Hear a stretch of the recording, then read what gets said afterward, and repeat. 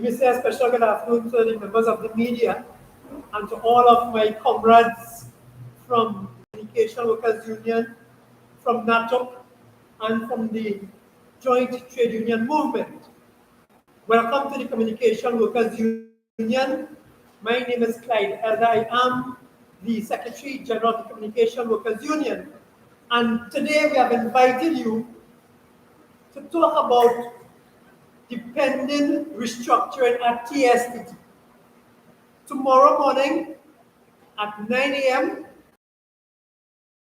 that is to take place at TSTT. Restructuring was finished. The Minister of Public Utilities then indicated that TSTT has now engaged in a restructuring exercise. It is at its optimal structure, and there will be no need for any further reduction of staff in the future. Those were the words of Robert Lehunt. 4 years after, and we are once again on the brink of discussion with TSTT to engage in restructuring. You will also recall that last year, July, Ingrid Lashley, as chairman of NEL, put out a release. And in her release, she blew the lid wide open when she said TSTT has embarked on another restructuring exercise, which when completed is expected to yield profits for TSTT. Up to that point in time, and up to now, TSTT did not and has not engaged the union on any restructuring exercise. But here we had the chairman of NEL speaking about a restructuring exercise that is taking place that nobody seems to know about. What is even more absurd is that the chairman of TSTT, Sean Roach, who sits on the board of TSTT with Ingrid Lashley, wrote to Ingrid Lashley as chairman of NEL to ask Emile Elias, who is a member of the board of TSTT, what she means by TSTT engaged in a restructuring exercise. Can you imagine that? The chairman of TSTT asking the board of directors of TSTT, who is the chairman of NEL, what are you talking about? And that same chairman of NEL and that same director of TSTT also sits on the board of Amplia. All he had to know what's going on was Emile Elias open, and for the first time on the 17th of January, the company wrote the union, 2022 that is, the company wrote the union to say we want to speak about restructuring in TSTT. For the first time since the retrenchment of 2018. So tomorrow, we go to TSTT. But we, the trade union movement, know that when you speak about restructuring, you're really speaking about selling home workers. You're really speaking about job losses. So while they have not said that to us, at least not yet, we could only anticipate that come tomorrow, that is what they're going to say to us. But I want the people of Trinidad and Tobago to know that while we are going to aim for the destruction at TSTT, the workers are not at fault. It is the management of TSTT over the years that has taken this profitable cash cow and make it into their own playground, their own cash cow, as it were, and have now placed us in a situation where they're saying we're not making money. But we know that's a lie. We know that's a lie. You know how we know that's a lie? Because TSTT, on acquiring Massive Communication, which never made a profit one day in its life, call it Amplia, and they take all of the lucrative business of TSTT and say to Amplia, look, you take that.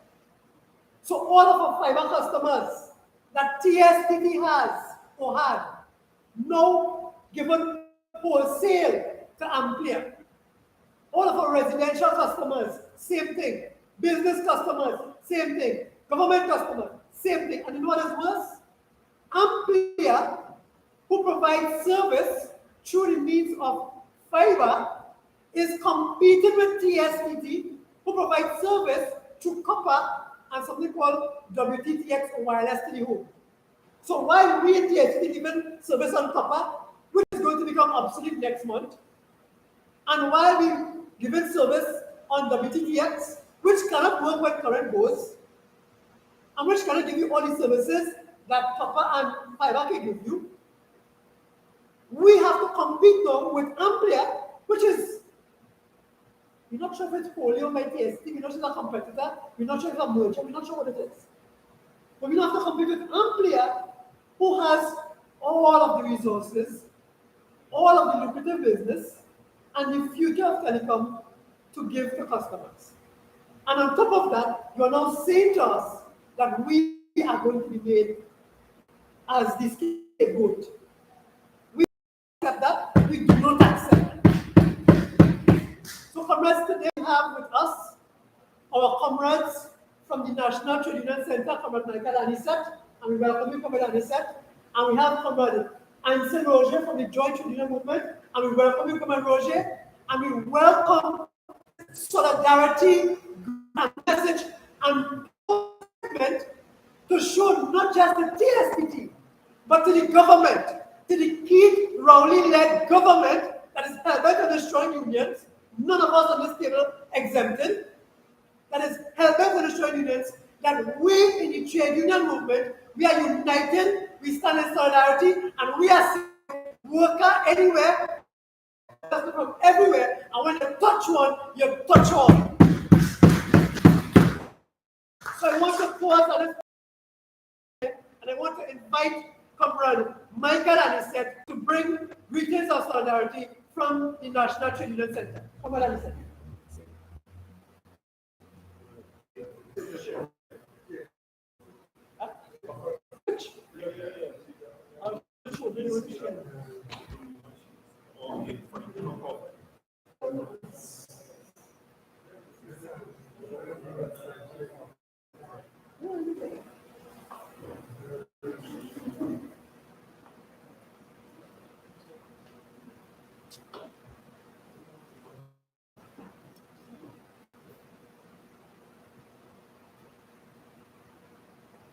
Pleasant day, Trinidad and Tobago, the news media, and fellow comrades within the trade union movement. And as I always say, I bring blessings and pray for guidance from our ancestral mothers and fathers as we embark on this just cause of addressing the voiceless, the working class, the disadvantaged in our society. Because one must understand, brothers, comrades, and sisters, that this issue is not simply a TSTT issue. It's an issue that has been crafted out by this government and their financiers and the business elites in order to bring about total privatization of government-owned business in Trinidad and Tobago. It is a philosophy that is real. It is a philosophy that speaks to marginalizing the trade union movement and by extension, the working class, the voiceless, the poor in Trinidad and Tobago. And as the comrade said, you see, our concern in the National Trade Union Center is that you as the media, you all fail to do the kind of investigative work that will bring to the attention of the nation the realities of what is happening in Trinidad and Tobago. A reality that speaks to an elite group of people that join everything, and the workers and the other sectors of the society will have to suffer. How do you justify in Trinidad and Tobago? And I want to remind the people of Trinidad and Tobago about the famous Calypso telco coups. You know how many years that was? And in that time, Calypsonians was talking about the deficiencies and the ineffectiveness of telco and the management and the board and the government. And here it is, we find ourselves in a situation where the TST management, and I want to make the distinction for the general public, that any decisions in terms of state, enterprise, or government entities must be approved by the government. Let us get that clear. So that this issue is not a board of TSTT. It is a decision taken by the board based on a mandate that has been handed out by the government for the privatization and for the outsourcing of the jobs, thereby placing workers who are unionized, who will afford for terms and conditions of employment, whose salaries will reflect what's happening in the market.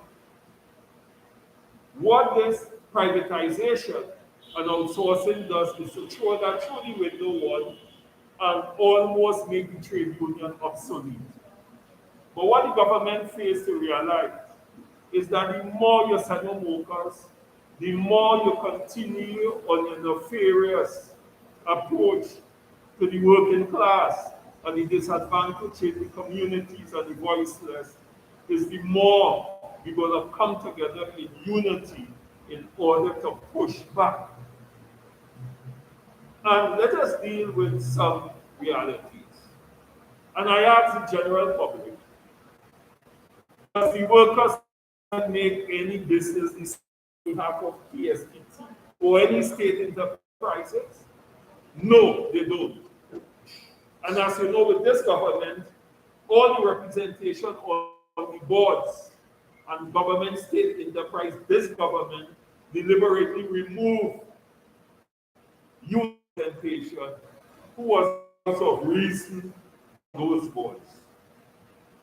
When a decision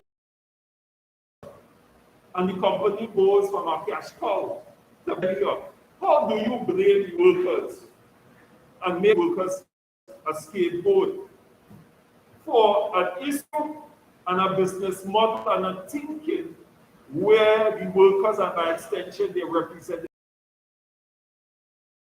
whatsoever? That's a reality in Trinidad and Tobago that we must pay attention. And even though if they engage you, they are hell-bent and their minds are made up to privatize. Petrotrin, a living example.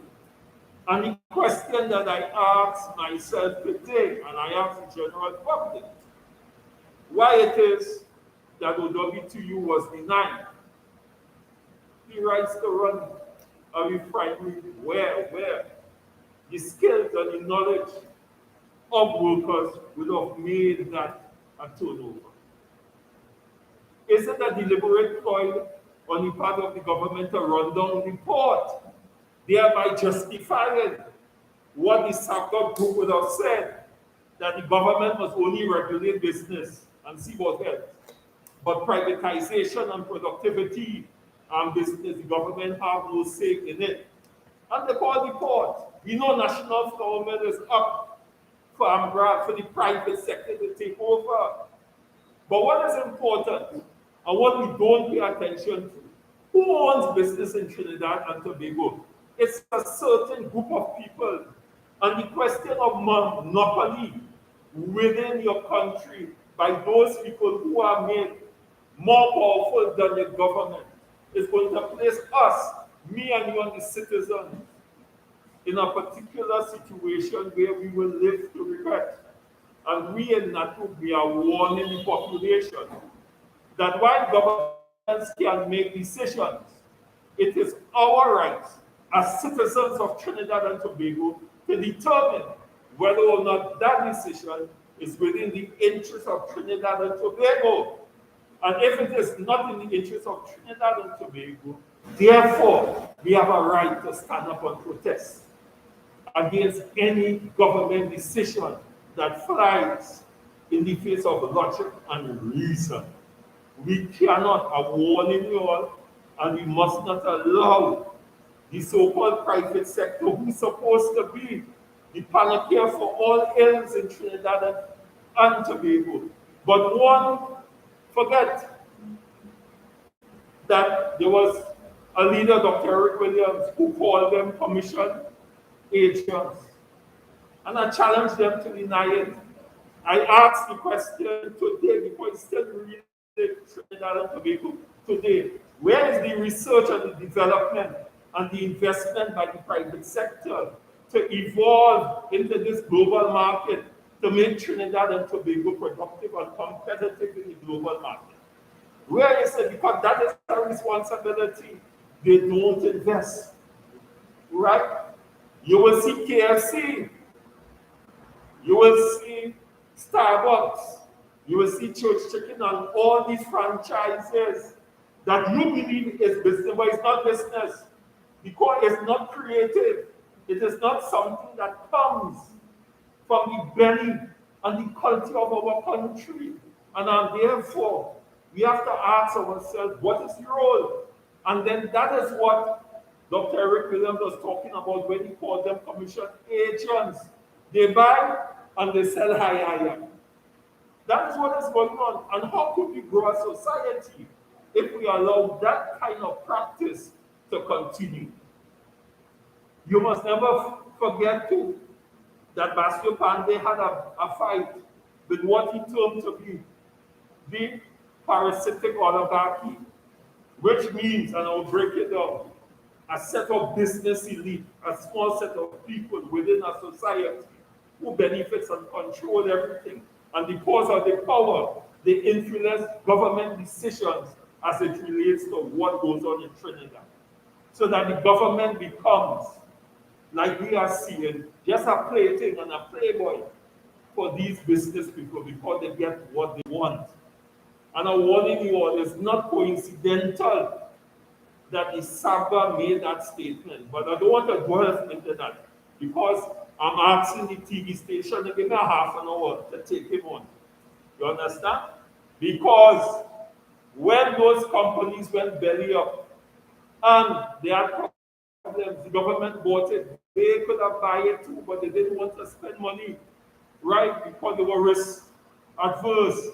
And all they were interested in was buying things from cheap and selling high to the locals. So that as a consequence of that, we believe in genuine social dialogue.